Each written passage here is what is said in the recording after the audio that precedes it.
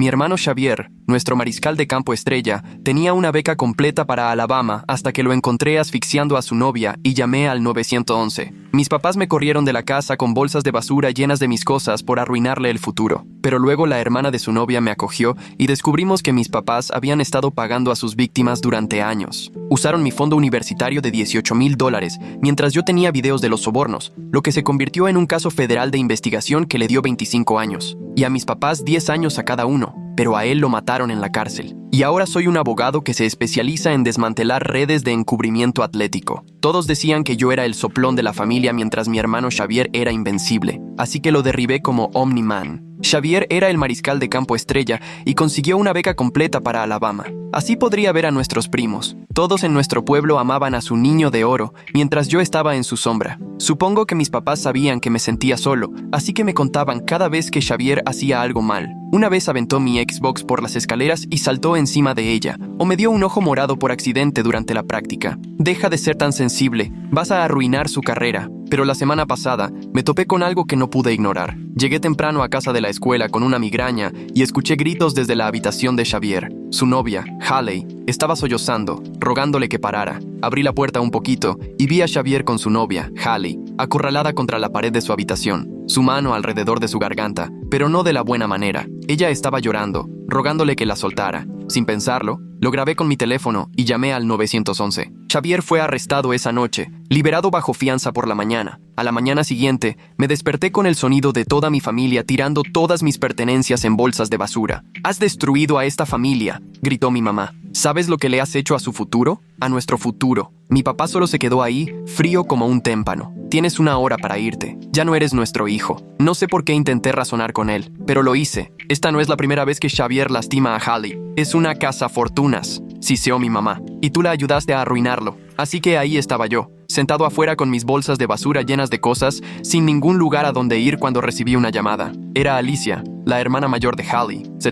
Resulta que se había enterado del reporte policial y quería saber cuánta información tenía, pero yo estaba llorando demasiado para hablar, y supongo que ella se dio cuenta de que me habían echado, porque me dijo que solo le enviara mi ubicación. 20 minutos después, llegó en su Toyota Corolla destartalado. El viaje fue silencioso hasta que llegamos a su departamento. En el segundo en que entramos por la puerta, Alicia se desmoronó. O sea, se descontroló por completo. Se sentó en el sofá y abrazó su almohada con lágrimas corriendo por su rostro. Lo siento, repitió casi 100 veces. Haley nunca me dijo lo mal que estaba. Debía haberlo sabido, debía haberla protegido. Me senté ahí todavía agarrando mis bolsas de basura sin saber qué decir. Aquí estaba yo, sin hogar a los 17 años, y estaba viendo a una mujer adulta desmoronarse por su hermana. Fue entonces cuando sonó su teléfono. Alicia lo puso en altavoz. Era Haley. «Becca, no deja de enviarme mensajes». La voz de Haley temblaba. «Dice que si no retiro los cargos va a publicar nuestros videos, los privados». La cara de Alicia se puso blanca. ¿Está qué? Ya me ha enviado 15 mensajes. Sus papás deben haberle devuelto su teléfono. Dice, la voz de Haley se quebró. Dice que sabe dónde vives. Sabe que probablemente estoy ahí. Se me heló la sangre. Alicia me miró. Luego volvió a mirar su teléfono. «Haley, escúchame. OP lo grabó atacándote. Tenemos pruebas». Hubo silencio al otro lado. Luego Haley susurró. «¿OP tiene un video?» «Sí». Finalmente hablé. «Todo. Él estrangulándote. Tú rogándole que parara. Todo». Alicia se levantó, caminando por su pequeño departamento. El abogado siempre dijo que necesitaba a alguien de dentro de una de estas familias. Alguien que pudiera probar que los papás sabían. Se detuvo y me miró fijamente. «OP, ¿qué más sabes? ¿Sobre Xavier? ¿Sobre lo que tus papás han encubierto?» Pensé en todas las veces que las cosas se habían barrido bajo la alfombra. Las fiestas donde las chicas se iban llorando. Los cheques que mi mamá escribía y que ella pensaba que yo no veía. Las llamadas telefónicas en voz baja con abogados. Todo, dije. Lo sé todo. Alicia sacó su laptop. «Entonces vamos a enterrarlos. A todos». Sonreí. Los dedos de Alicia volaban por el teclado, mientras yo me sentaba tratando de procesar todo. El departamento era pequeño, solo un estudio con una cocineta, pero se sentía más seguro que cualquier lugar en el que hubiera estado en años. Sacó carpeta tras carpeta en su laptop, cada una etiquetada con fechas que se remontaban a 2 años. He estado recolectando pruebas desde que mi mejor amiga Sara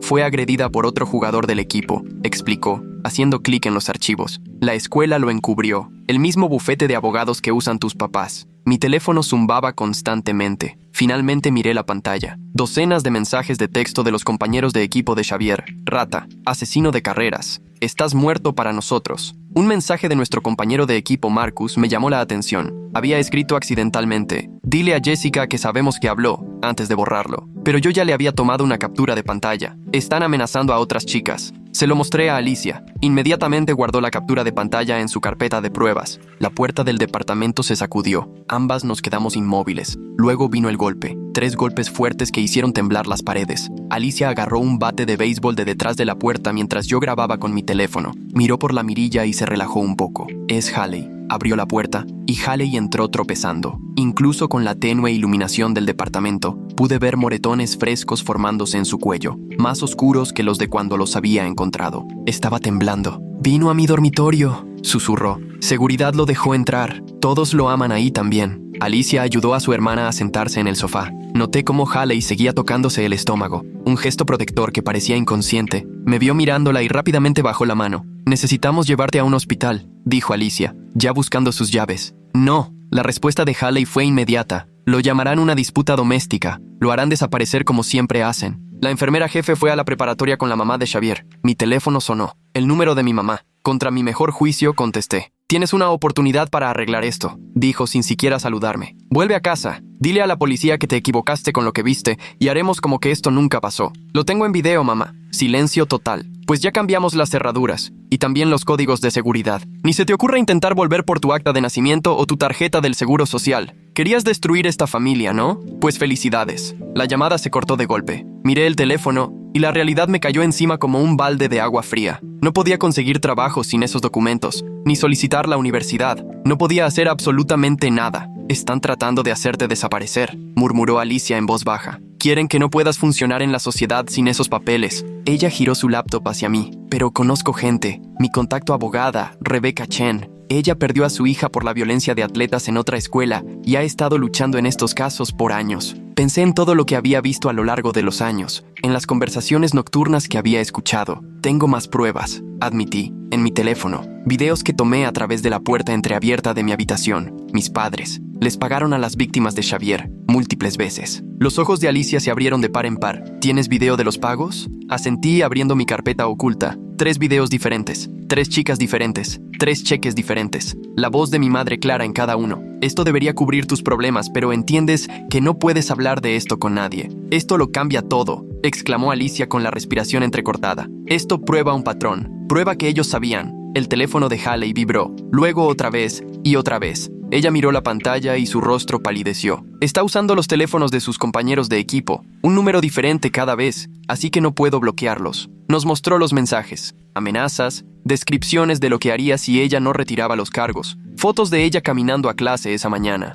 «Está bajo fianza», dije. «Esto viola su orden de no contacto». Alicia ya estaba haciendo capturas de pantalla de todo. «El hijo del juez juega fútbol con él. ¿Quieres apostar qué tan en serio se tomarán las violaciones?». Una alerta de noticias apareció en mi teléfono. Noticias locales. Hice clic y mi estómago se revolvió. Ahí estaba mi foto escolar junto al titular. «Adolescentes locales. Celos. Amenazaron el futuro de atletas estrella». El artículo me pintaba como un chico problemático, celoso de mi exitoso hermano. Citaba extensamente a mis padres sobre mi historial de mal comportamiento y mi supuesta necesidad de atención. Todo era una sarta de mentiras. «Dieron una entrevista exclusiva», dije con voz apagada. «Están destruyendo mi reputación antes de que esto siquiera vaya a juicio». Alicia cerró su laptop de golpe. «Entonces tenemos que movernos rápido. Rebecca puede reunirse con nosotros mañana, pero esta noche organizamos todo. Cada pieza de evidencia, cada amenaza, cada encubrimiento». Pensé en mi fondo universitario, la cuenta que mis abuelos habían abierto para mí. «Necesito revisar mi cuenta bancaria», dije, abriendo la aplicación. La pantalla cargó. Saldo, 0 pesos. «La vaciaron», susurré. $18,000. Desaparecidos. «¿Cuándo?», preguntó Alicia mirando por encima de mi hombro. Revisé el historial de transacciones. Múltiples retiros en los últimos 2 años, todos yendo al mismo bufete de abogados. Han estado usando mi dinero universitario para pagar a las víctimas de Xavier. Haley de repente se puso de pie, con la mano sobre la boca, y corrió al baño. La escuchamos vomitar. Alicia y yo intercambiamos miradas. «¿Haley?», llamó Alicia a través de la puerta. «¿Estás bien?». La puerta se abrió lentamente. Haley estaba allí con lágrimas corriendo por su rostro. «Estoy embarazada», susurró. 8 semanas. «No le he dicho a nadie. No puedo lidiar con esto ahora mismo». La habitación se sintió como si todo el aire hubiera sido succionado. Esto lo cambiaba todo. El peligro que representaba Xavier, la urgencia de conseguir protección, todo. Alicia abrazó a su hermana. Vamos a protegerte. A las 2. Mi teléfono vibró. Número desconocido. Casi no contesté, pero algo me hizo levantar la llamada. Habla el entrenador Williams. La voz era amigable, demasiado amigable. Me enteré de tu situación, hijo. ¿Por qué no vienes a mi oficina mañana? Beca completa para cualquier escuela que quieras. Solo necesito que recuerdes las cosas de manera diferente. Lo tengo en video, entrenador. Su tono cambió al instante. Sabes, tu amigo Mike vive en la calle Elm, ¿no?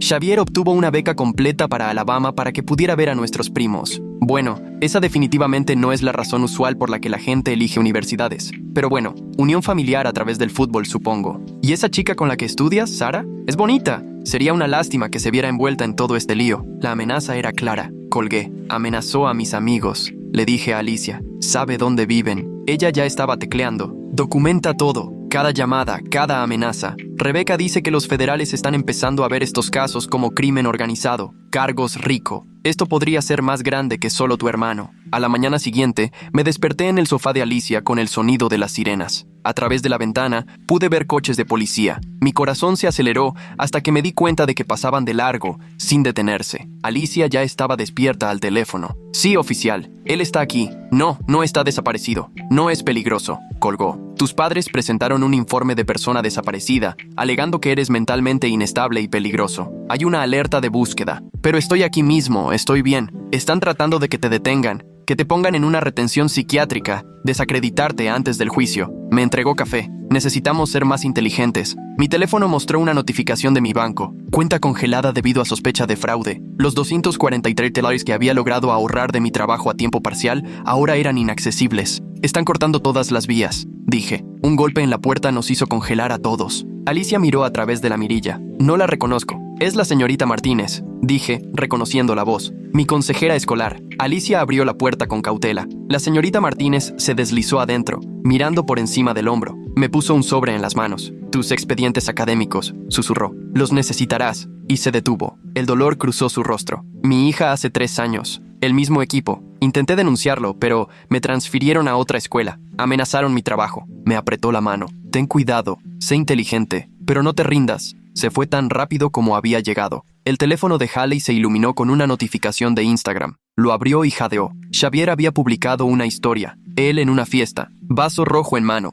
rodeado de compañeros de equipo. La ubicación marcaba la casa del mariscal de campo. Publicado hace 10 minutos. Está violando la fianza de nuevo, solté. Bebiendo, de fiesta. A la policía no le va a importar, dijo Alicia con amargura. Van a decir que no pueden confirmar que sea actual, que podría ser una foto vieja. Pasamos la mañana enfrascadas en organizar pruebas. El video del asalto, capturas de pantalla de cientos de amenazas, los videos de los pagos, 3 años de encubrimientos documentados a detalle. Alicia se encargó de hacer copias de seguridad encriptadas de todo. Necesitamos comer, dijo por fin. Hay una cafetería calle abajo. La caminata fue tensa, yo con la capucha puesta, paranoica de que me reconocieran. La cafetería estaba casi vacía cuando llegamos. El dueño levantó la vista al entrar y su cara se endureció al verme. Aquí no servimos a los de tu tipo, dijo tajante. ¿Mi tipo? ¿Soplones? ¿Ratas? ¿Chavos que destruyen buenas familias? Su hijo estaba en el equipo de fútbol, claro. Fuera. Nos dimos la vuelta para irnos. Al pasar por la cocina, una mesera salió por la puerta trasera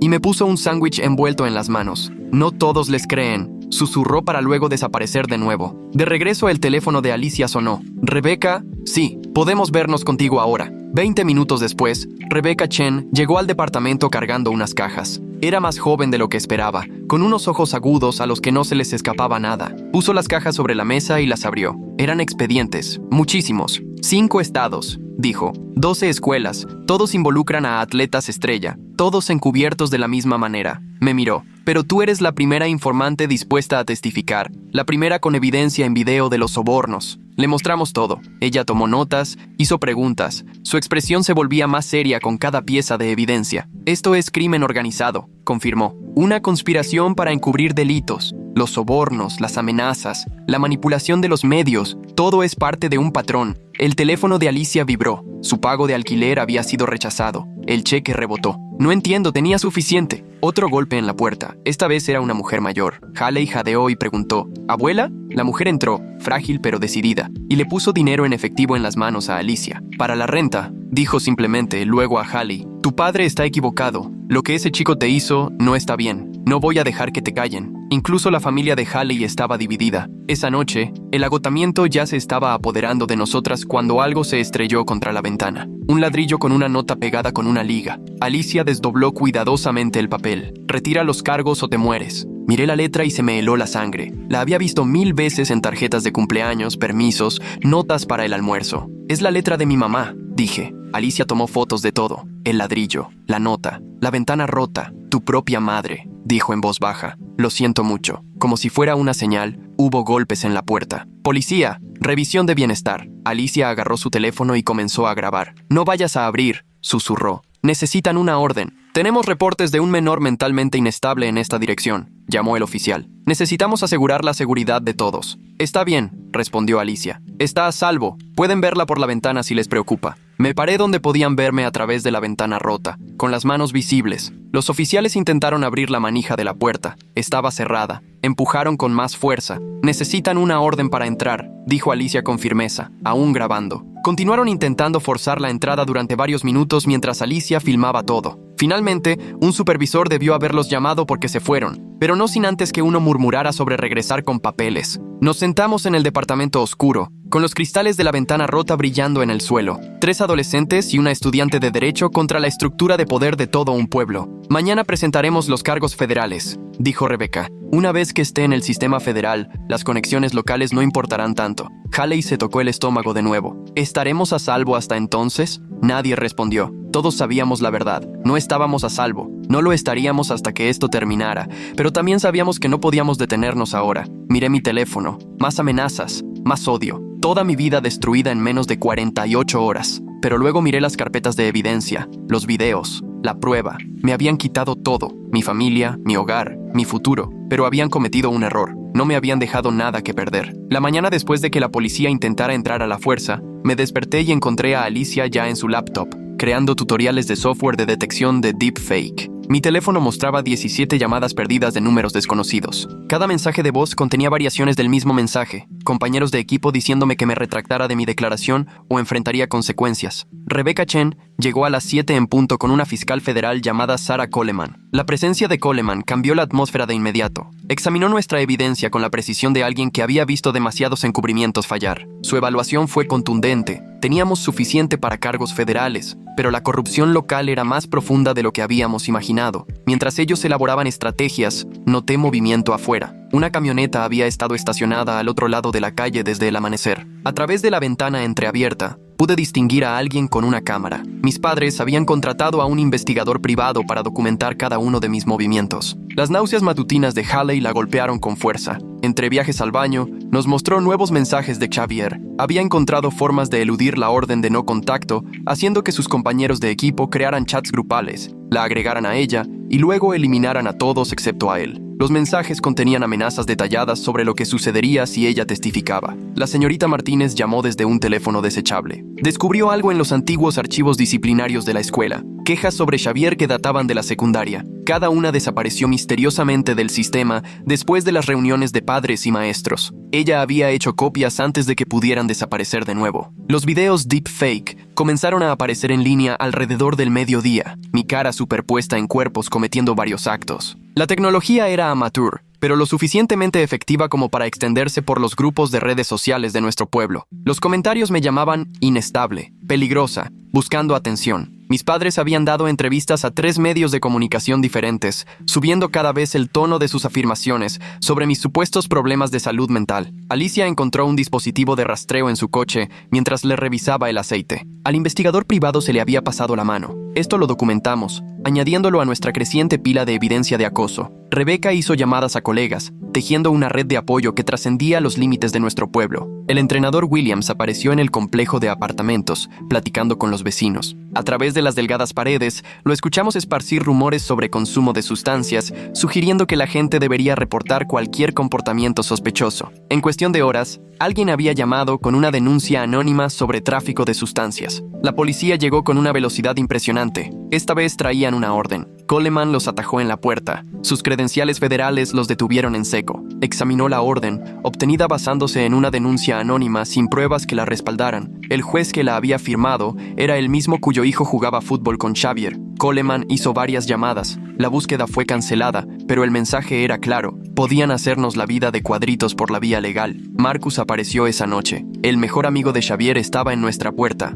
temblando. No pudo mirarme a los ojos mientras me entregaba una memoria USB. Murmuró algo sobre que ya no podría vivir consigo mismo, y se fue antes de que pudiéramos responder. La memoria contenía docenas de videos, los trofeos de Xavier de sus conquistas, algunos mostrando claramente a chicas inconscientes. Observamos con horror cómo la evidencia revelaba un patrón que abarcaba años. Mis padres aparecieron en varios videos, instruyendo a Xavier sobre qué decir si las chicas se quejaban. En uno, mi madre le entregó dinero en efectivo a una adolescente que lloraba, mientras mi padre le explicaba la importancia de proteger el nombre de la familia. Haley se desmoronó por completo. Marcus apareciendo con esa memoria USB. Vaya giro de trama que nadie pidió. El mejor amigo de Xavier acaba de hacer el movimiento definitivo de "no puedo dormir por las noches", y trajo pruebas que harían que hasta una farmacia se pusiera celosa. El estrés nos provocó unos cólicos tan fuertes que salimos volando a emergencias. El doctor, afortunadamente no relacionado con el programa de fútbol americano, documentó todo: los moretones, las complicaciones inducidas por el estrés,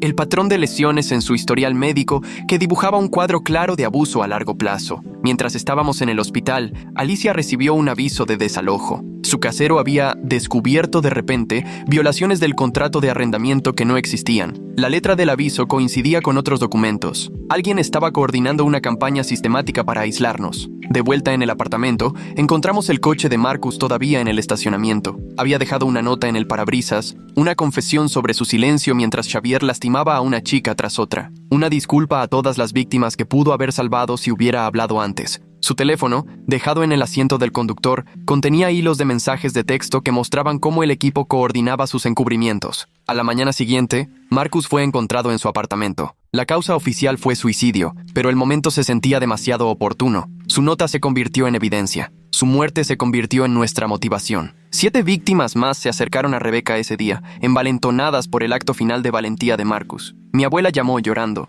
Mis padres le habían dicho a toda la familia extendida que yo estaba teniendo un brote psicótico, que había fabricado pruebas por celos. Ella quería creerme, pero no sabía ni qué pensar. La táctica de aislamiento estaba dando resultados. Xavier violó la fianza de nuevo, apareciendo en el lugar de trabajo de Haley. Las cámaras de seguridad grabaron todo, pero él afirmó que solo estaba comprando café y que no sabía que ella trabajaba allí. El juez le dio una advertencia, nada más. La investigación de Coleman reveló registros financieros que fortalecieron nuestro caso. Mis padres habían estructurado pagos a través de su negocio, registrando los acuerdos con las víctimas como honorarios de consultoría, fraude fiscal, además de conspiración. La casa donde vivían había sido refinanciada 3 veces para pagar los problemas de Xavier. La firma de relaciones públicas que mis padres contrataron inició una campaña en redes sociales, con el hashtag Apoyemos a Xavier, siendo tendencia local. Lo pintaron como un joven con problemas lidiando con una adicción, buscando ayuda para sus problemas, sin especificar qué tipo de adicción. La salud mental se convirtió en su escudo, mi supuesta inestabilidad,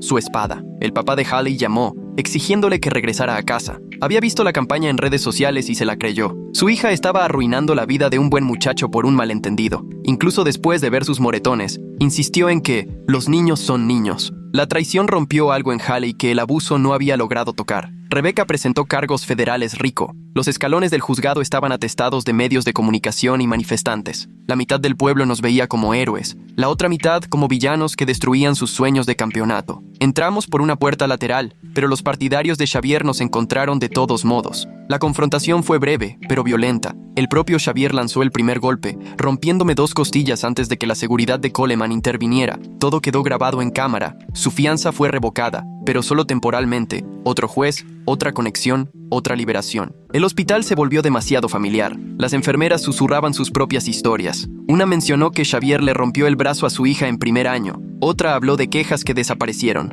El patrón estaba por todas partes, una vez que la gente empezó a buscar. El equipo de Coleman allanó la casa de mis padres. La caja fuerte oculta en la oficina de mi padre contenía registros meticulosos. Cada pago, cada encubrimiento, cada chica silenciada con dinero que debería haber sido para mi educación. Habían estado manejando la violencia de Xavier desde que tenía 13 años. La reunión de la junta escolar estalló en caos cuando los padres exigieron respuestas. ¿Cuántas víctimas? ¿Cuántos encubrimientos? ¿Cuántos futuros destruidos para proteger a un niño de oro? El superintendente renunció en lugar de responder preguntas. El entrenador se tomó una licencia médica repentina.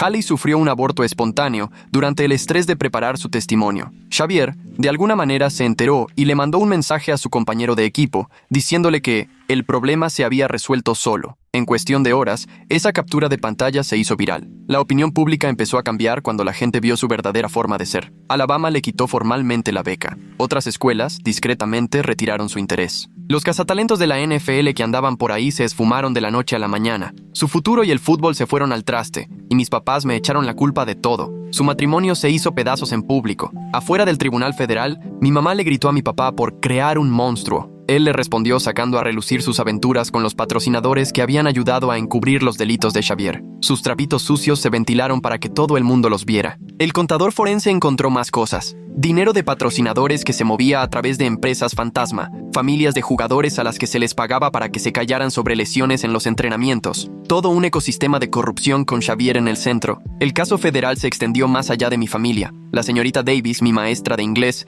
me ofreció su cuarto libre. La junta escolar la amenazó con correrla si me ayudaba. A ella no le importó y me acogió, diciendo que hay cosas más importantes que el sueldo. Su valentía inspiró a otros a hablar. La documentalista llegó de Nueva York. Había estado siguiendo casos parecidos por todo el país. Nuestra historia encajaba en un patrón. Atletas niños de oro protegidos a toda costa. Ella quería contarla bien, que las víctimas controlaran la narrativa. Estuvimos de acuerdo, esperando que así pudiera ayudar a otros. Xavier publicó un manifiesto en línea antes de que su abogado pudiera pararlo. Culpó a las mujeres de arruinar el futuro de los hombres y hasta nombró objetivos específicos para vengarse. El FBI le agregó cargos de amenazas terroristas a su lista, que no paraba de crecer. Sus partidarios lo llamaron libertad de expresión. Sus víctimas lo llamaron evidencia. Los bienes de mis papás fueron congelados por orden federal. La casa comprada con dinero sucio. El coche pagado con silencio. Todo lo que habían construido a costa de las víctimas de Xavier se vino abajo. Contrataron defensores públicos cuando su abogado los dejó por falta de pago. La investigación de Coleman se fue a otras escuelas. La misma firma de abogados. Las mismas mañas. Las mismas vidas echadas a perder. Nuestro caso se convirtió en un ejemplo para desmantelar las redes de protección en el deporte. Lo que empezó con un video terminó en una investigación federal que abarcó varios estados. La maestra de preparatoria que reportó por primera vez la violencia de Xavier dio la cara. La habían transferido, amenazado, silenciado, pero guardó copias de todo. Su evidencia demostró que el patrón había empezado incluso antes de lo que pensábamos. Haley entró en terapia intensiva. La institución psiquiátrica se especializaba en la recuperación de traumas. Su testimonio llegaría por videollamada para proteger su frágil estado mental. Aún así, destrozada como estaba decidida a que se hiciera justicia. El pueblo se polarizó por completo. Los negocios tomaron partido. La cafetería que me negó el servicio perdió la mitad de sus clientes. La mesera que me ayudó inició un fondo de apoyo para las víctimas. Se marcaron diferencias que nunca se sanarían del todo. Más atletas fueron arrestados conforme la investigación se ampliaba. La cultura de protección estaba muy arraigada. Cada arresto traía nuevas víctimas. Los números se volvieron asombrosos. ¿Cuántas chicas habían sufrido en silencio por la gloria de las luces de los viernes por la noche? Empecé a estudiar para mi GED en la cocina de la señorita Davis. La universidad parecía imposible ahora, pero la educación seguía importando. Alicia me ayudó con las solicitudes para escuelas lejos de aquí, lugares donde mi nombre no significaba nada, donde podía empezar de cero. La fecha del juicio federal fue fijada. Xavier enfrentaba 25 años. Mis papás, 10 cada uno por conspiración. El entrenador, los patrocinadores. Toda la red se enfrentaba a la justicia, pero la justicia se sentía vacía comparada con todo lo que habíamos perdido. Alicia comenzó los trámites de adopción. A sus 21 años, apenas era una adulta, pero quería darme estabilidad legal para el juicio, una verdadera familia para reemplazar a la que me había desechado. El papeleo se sentía como esperanza. Mi última visita a la casa familiar fue para recoger cosas del basurero, álbumes de fotos, la colcha de mi abuela, cosas que mis papás habían tirado junto conmigo. Los vecinos observaban desde las ventanas, pero nadie dijo nada. La casa del chico de oro se había convertido en la escena de un crimen. Las amenazas continuaron, pero ahora se sentían más vacías. El sistema de apoyo de Xavier se desmoronó a medida que surgían más pruebas. Sus compañeros de equipo se distanciaron mientras los cazatalentos de la NFL ponían en la lista negra a todo el programa. Sus futuros se vieron empañados por la asociación con sus crímenes. Rebecca Chen anunció su candidatura para fiscal general del estado. Su plataforma se centró en reformar cómo los programas deportivos manejan las acusaciones de agresión. Nuestro caso le había dado la notoriedad para lograr un cambio real. A veces, la justicia llega de formas inesperadas. La noche antes de la selección del jurado, me senté en la cocina de la señorita Davis estudiando para mi head. Alicia me envió actualizaciones por mensaje de texto desde la oficina del abogado. Haley mandó un mensaje desde el centro, solo un emoji de corazón, pero significaba el mundo. Habíamos sobrevivido hasta aquí. Mañana traerá nuevos retos. Testimonio, contrainterrogatorio, revivir el trauma para que extraños lo juzgaran. Pero esta noche tenía un lugar seguro para dormir, personas que me creyeron, evidencia que hablaría por todas las voces silenciadas. Me habían quitado a mi familia, mi hogar, mi futuro, tal como lo conocía, pero me habían dado algo más, la oportunidad de evitar que se lo hicieran a alguien más. Y eso valía todo lo que había perdido. La sala del tribunal estaba llena cuando entré para la sentencia. Coleman me había preparado para este momento, pero ver a Xavier con el uniforme naranja todavía me impactó. El juez leyó los cargos metódicamente mientras yo me sentaba entre Alicia y la señorita Davis. 25 años. El mazo golpeó con finalidad. La reacción de Xavier fue inmediata. Se abalanzó hacia mí, gritando amenazas sobre lo que haría cuando saliera. Los alguaciles lo sometieron mientras el juez agregaba 5 años más por el arrebato. Mis papás se sentaron en la última fila, sus caras vacías. Ambos habían aceptado acuerdos de culpabilidad, 10 años cada uno por conspiración y fraude fiscal. Afuera del juzgado, los reporteros pululaban. Coleman nos llevó a un coche que ya nos esperaba, mientras Rebecca se encargaba de los medios. Las demandas civiles empezarían la semana que entra, y la universidad ya había ofrecido un acuerdo para evitar ir a juicio. Marcus, dejando su teléfono con todos esos mensajes en su coche, fue prácticamente la versión moderna de dejar un rastro de migas de pan, solo que estas migas de pan llevaban directo a la cárcel federal a todos los involucrados. 50 millones de dólares se dividirían entre 12 víctimas confirmadas. El dinero no curaba el trauma, pero sí podía pagar la terapia y nuevos comienzos. El regreso a casa de la señorita Davis transcurrió en silencio. Observé las calles familiares pasar, consciente de que pronto me iría. La beca del grupo de apoyo cubriría mi matrícula en una pequeña universidad a 3 estados de distancia. Un lugar donde mi nombre no significaría nada, donde podría ser simplemente una estudiante de primer año más. Esa noche pasé por la que fue mi casa de la infancia por última vez. El letrero de embargo ya estaba puesto. En la entrada, había un contenedor de basura lleno con los restos de nuestra vida. Me estacioné y bajé, con la necesidad de ver si quedaba algo que valiera la pena rescatar. Álbumes de fotos estaban esparcidos entre muebles rotos. La colcha de mi abuela, la que había hecho cuando nací, estaba metida entre bolsas de basura. La saqué, sacudiéndole los escombros. La secundaria anunció nuevas políticas la semana siguiente. Educación obligatoria sobre el consentimiento para todos los atletas y sistemas de denuncia anónimos. Nombraron el programa en honor a Marcus, cuya muerte había provocado que 7 víctimas más se atrevieran a hablar. Sus padres asistieron a la dedicación, su dolor mezclado con el orgullo de que el último acto de su hijo